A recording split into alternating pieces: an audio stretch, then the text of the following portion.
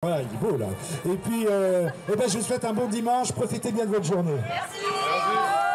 Tout au long de la matinée, les cyclistes ont afflué vers le quartier des Deux Lions où était installé le village départ de ce vélo-tour.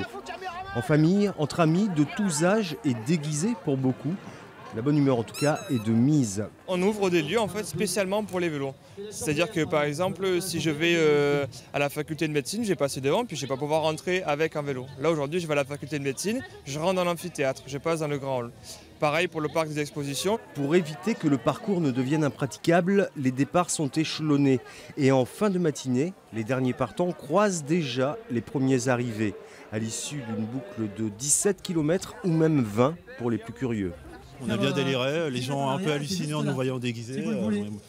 Donc après les sites étaient bien sympathiques, rouler sur le speedway, ça c'était cool, faire la petite course dans le conservatoire, la fac de médecine.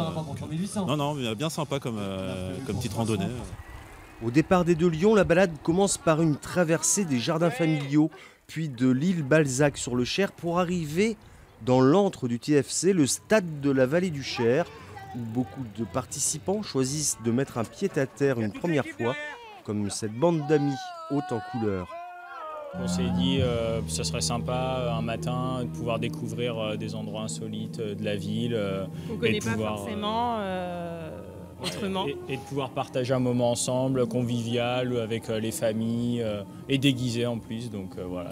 À suivre, les virages relevés de la piste de Speedway, où de nombreux cyclistes se sentent pousser des ailes. Au total, 17 sites où les vélos ne sont pas forcément les bienvenus en général pourront ainsi être découverts au fil de la boucle.